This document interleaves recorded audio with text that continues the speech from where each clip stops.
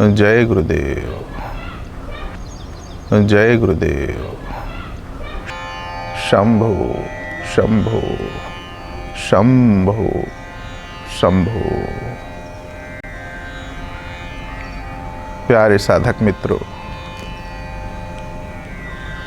हम सबके लिए यह बहुत सुंदर अवसर है कि हमारे गुरु परंपरा के ज्ञान और गुरुमुख से जो प्राप्त ज्ञान, जो बहुत ही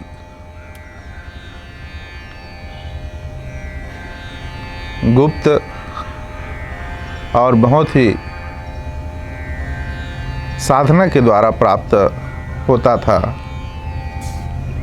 गुरु के आदेशानुसार, वह अब हम सब के लिए संभव है कि उसके मार्ग को समझ सकें, उनके ज्ञान को समझ सकें, उनके क्रिया को समझ सकें, उनके परंपरा को समझ सकें, उनके शक्ति को समझ सकें। इसलिए यह सभी मित्रों के द्वारा, जो बार बार अभी सब घर में रहने के कारण साधक मित्रों के द्वारा जो निवेदन किया जा रहा था,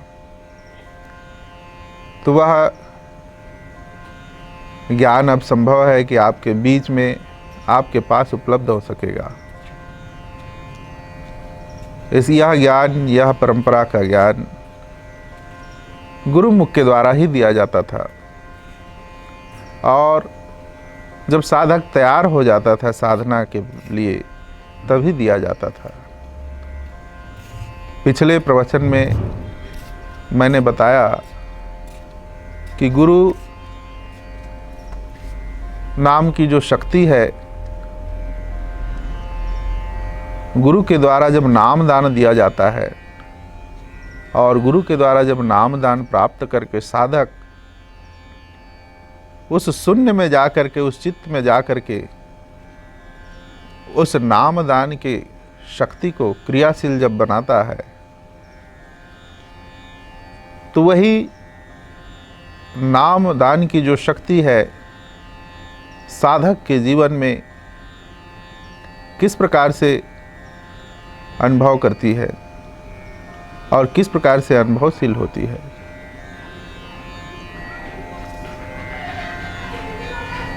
तो गुरु के द्वारा नाम दान प्राप्त होने के बाद हमारा मार्ग, हमारी परंपरा या हमारा गुरु शरीरी रूप में कोई भी हो, लेकिन ब्रह्म रूप में, चेतना रूप में, चैतन्य रूप में एक ही है। उस एक ही परंपरा, एक ही परमात्मा के क्रिया को अलग अलग रूपों में गुरु धारण करके अपने साधकों को देने का प्रयास करती है। वैसे ही हमारे गुरु, परम गुरु सत्य सनोहर बाबा जी के सानिध्य में यह क्रिया हम सबको पता चला, और हम सब भाग्यशाली हुए कि गुरु के सानिध्य में इन क्रियाओं को उनके प्रेम से, उनके आशीर्वाद से समझ सके। तो गुरुमुख के द्वारा जो आया हुआ ज्ञान है वो बहुत ही मूल्यवान होता है, और उसका जीवन में बहुत ही स्थान होता है। आप इस गुरु परंपरा से जुड़े हों या ना जुड़े हों, लेकिन यदि आप अपने गुरु से जुड़े हुए हैं और अपने गुरु से नहीं भी जुड़े हुए हैं, तो भी भगवान शिव और माँ जगदम्बा के चैतन्य से जुड़े हुए हैं।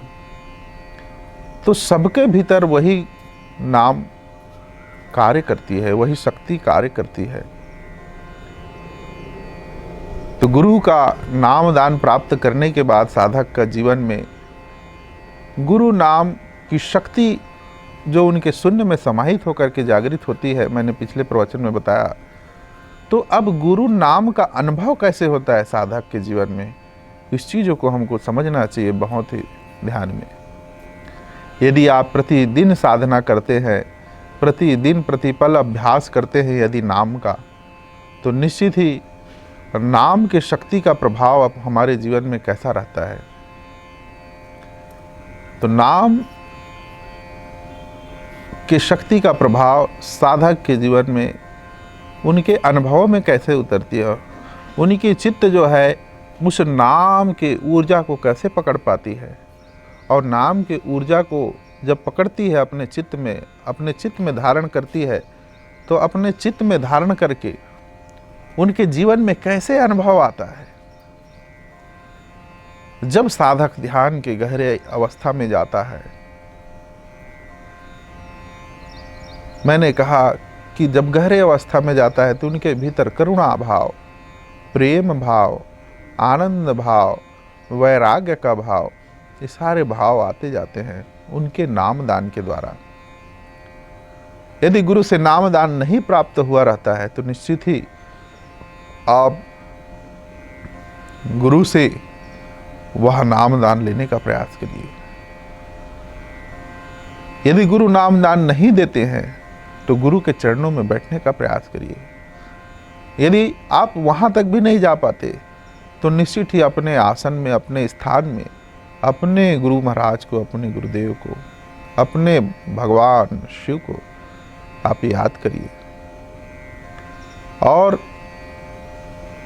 उनके श्री चरणों में बैठ करके अपने भीतर झांकने का प्रयास करिए।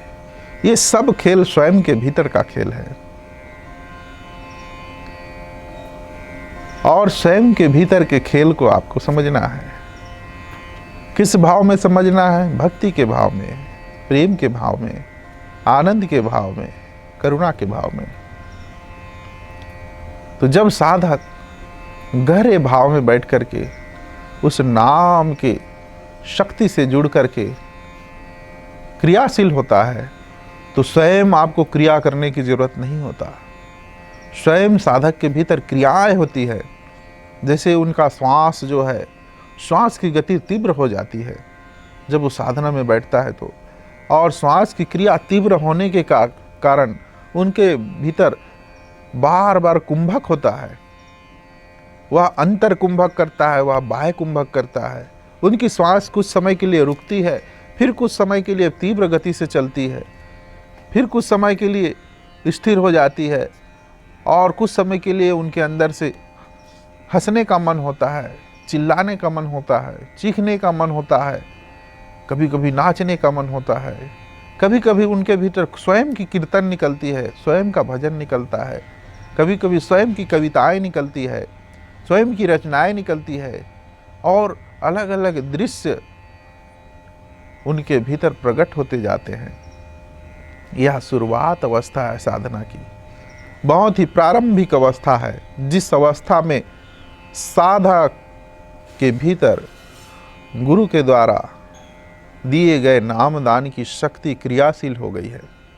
इसी से पता चलता है कि गुरु की शक्ति उनके भीतर तीव्र वेग से कार्य कर रही है। जिस प्रकार से एक धारा किसी के भीतर गिर रहा है, जल की धारा गिरती है और वो जल की धारा एक फैलती है आवाज के साथ, और यदि वहां पर गहरा है तो वो बार बार बुलबुला उसमें से निकलते रहते हैं वो झरने के धारे में, और बुलबुले निकलते रहते हैं, निकलते रहते हैं, निकलते रहते हैं। ठीक उसी प्रकार साधक के भीतर वह गुरु रूपी नामदान की शक्ति उस परमात्मा से जुड़ के, गुरु से जुड़ करके उनके भीतर प्रवाहशील हो जाती है, और प्रवाहशील होकर के उस साधक के भीतर उनकी भावनाओं को गतिशील करती है। उनके भीतर क्रिया होती है। मैंने बताया कि उसके भीतर हंसने का मन होता है, चिल्लाने का मन होता है, नाचने का मन होता है, झूमने का मन होता है। कभी कभी सांप की फुंकार के समान उनका श्वास का रिदम हो जाता है। कभी कभी सिंह की आवाज उनके भीतर से निकलती है, शेर की आवाज। कभी कभी वह अपने हाथों को मोर के पंख के समान बना करके अपने ध्यान आसन में मगन होते रहता है, और कभी कभी ऐसा लगता है कि उनके भीतर गुरु की ऊर्जा एक तीव्र धारा से प्रवेश करते जा रही है, प्रवेश करते जा रही है, प्रवेश करते जा रही है। कभी कभी लगता है कि गुरु की आवाज़ उनको प्रतिपल आवाज़ दे रही है। जब वो रात्रि में सोया रहता है तो उनको लगता है कि गुरु उनके भीतर स्वयं आ रहा है। उनको गुरु अलग अलग स्थानों पर लेकर के जा रहा है, अलग अलग यात्राओं में लेकर के जा रहा है। उनका यात्रा एक अंतर यात्रा बन जाता है और गुरु जो है उस अंतर यात्रा से जुड़ करके उस साधक को यात्रा कराती है, अंतर यात्रा। और वह नामदान की शक्ति जो है उसके भीतर और बढ़ते जाती है, बढ़ते जाती है, बढ़ते जाती है, बढ़ते जाती है। इस प्रकार साधक जो है और अधिक अनुभवशील, गतिशील हो जाता है। और जब उस अनुभव उनकी बढ़ जाती है तब गुरु जो है उसके भीतर और प्रवेश करता है, उनके भावनाओं में, उनकी इच्छाओं में, उनके हृदय में। उनका श्वास जो है, स्वर जो है लय में हो जाता है। उनका सूर्य नाड़ी, उनका चंद्र नाड़ी अलग अलग पीड़ाएं बन करके, अलग अलग इच्छाएं बन करके बाहर निकलती है, अलग अलग क्रिया बन करके उनके भीतर बाहर निकलती है। एक प्रकार से साधक के भीतर नामदान के बाद उनका जब अनुभव शुरू होता है तो समझिए एक प्रकार से अंतर की सफाई होती है, अंदर पूरा खालीपन होता है। अलग अलग अंतर कोशों में जो शक्तियों का इकट्ठा बंधन बंधा हुआ है, ज्ञान बंध बंधा हुआ है, कई जन्मों की पीड़ाएं बंधी हुई है, कई जन्मों की इच्छाएं बंधी हुई है, और कई जन्मों की इच्छाओं से इंद्रियां बंधी हुई है, और इंद्रियां बंध करके कई जन्मों की इच्छाओं से भविष्य में नाना प्रकार के पीड़ाओं से उलझते जाती है। इन पीड़ाओं को गुरु के अनुभव से जुड़ करके, गुरु के नाम के अनुभव से जुड़ करके साधक का चित्त जो है पूरा साफ कर देता है अंदर को। और गुरु का भीतर में जो कार्य होता है वो अदृश्य रहता है, सूक्ष्म रहता है। और सूक्ष्म होने के कारण साधक यह अनुभव ही नहीं कर पाता कि गुरु भीतर में कार्य कर रहा है, कि गुरु की शक्ति कार्य कर रही है कि नहीं कर रही है। जब भी वह साधना में बैठता है एक अलग ही अनुभव में खो जाता है। जब भी वह साधना में बैठता है एक अलग ही धुन में हो जाता है। जब भी वह कीर्तन में झूमता है एक अलग ही भाव में हो जाता है। उनको समय का बोध खत्म हो जाता है। वह ऐसा लगता है कि मैं 10 मिनट के लिए बैठा हूँ, लेकिन जब वो उठता है ध्यान से तो ऐसा बीतता है कि 1 से 2 घंटा का समय बीत जाया होता है। जब कभी कभी ऐसा होता है कि जब वह चलते जा रहा है, कहीं पर बैठता है साधना में, तो ऐसा लगता है कि वो कई घंटों तक बैठा है, लेकिन उठता है तो ऐसा लगता है कि मैं तो 10 मिनट में ही उठा हूँ। कहीं पर भी बैठे वो भावशील हो जाता है, क्रियाशील हो जाता है। चाहे वो मंदिर में बैठे, चाहे वो कहीं पर भी बैठे, चाहे देवी देवताओं के स्थान में बैठे, चाहे गुरुओं के स्थान में बैठे, चाहे वृक्षों के पास बैठे, चाहे नदियों के पास बैठे, चाहे पत्थरों के चट्टान में बैठे, उनके लिए कोई अंतर नहीं रहता। उनका समस्त क्रियाएं खुल जाती है और समस्त ज्ञान चक्षु उनके भीतर जागृत हो जाते हैं नामदान के शक्ति से। इस प्रकार से साधक समस्त अनुभवों को अपने भीतर जगाने का कार्य करती है गुरु के अनुभवों से, और गुरु का अनुभव और उनके भीतर झांकते रहते हैं। स्वप्न भी उनका एक साधना हो जाता है। वह अपने हर एक कार्य के क्षेत्र में जब वह जाया रहता है तो उस कार्य के क्षेत्र में भी उनको ये क्रियाएं चलती रहती है उनके भीतर। यही क्रियाएं उनको एक महाक्रिया से जोड़ने के लिए निमंत्रण देती है, और उस महाक्रिया से वो जुड़ करके गुरु के प्रेम को, गुरु के प्रसाद को पाने के लिए तैयार होने का एक मार्ग उनको मिलता है। तो गुरु का नाम दान का, गुरु के नाम की शक्ति का जो अनुभव साधक के जीवन में होता है वह बहुत ही महत्वपूर्ण रहता है। यह प्रश्न बहुत अच्छा प्रश्न था कि गुरु के नाम के शक्ति का अनुभव साधकों के जीवन में किस प्रकार से होता है। तो ये इस अनुभवों के और इस भावनाओं के द्वारा और इस क्रियाओं के द्वारा यदि आपके भीतर ऐसा हो रहा है तो निश्चित ही आप समझ जाइए कि आपके भीतर गुरु के नाम की शक्ति एक अनुभव को जगा रही है और उस अनुभवों से जुड़ने का प्रयास करिए। बहुत से साधकों को ऐसा अनुभव नहीं हो पाता, तो उनको अपने भाव को, अपने अनुभवों को, अपने क्रियाओं को जगाने का प्रयास करना चाहिए और अपने गुरु महाराज को, अपने गुरुदेव को निवेदन करना चाहिए कि गुरु, आपने मेरे को दीक्षा तो दिया, लेकिन उस नाम की शक्ति को मुझ में जोड़ने का प्रयास करिए, मुझे प्रदान करिए, मुझे नाम दान देने का प्रदान करिए, मुझे नाम दान दीजिए। ऐसा करके अपने गुरुदेव को, अपने सद्गुरु को, अपने भगवान को, भोलेनाथ को निवेदन करना चाहिए। जय गुरुदेव। शंभो शंभो शंभो।